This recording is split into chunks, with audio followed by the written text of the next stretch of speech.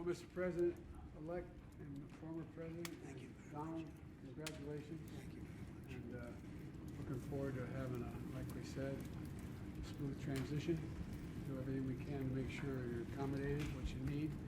And we're going to get a chance to talk about some of that today. So Good. welcome.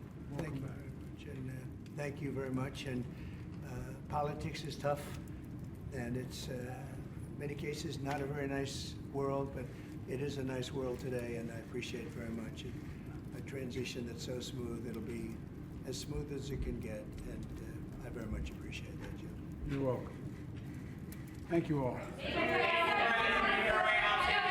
you.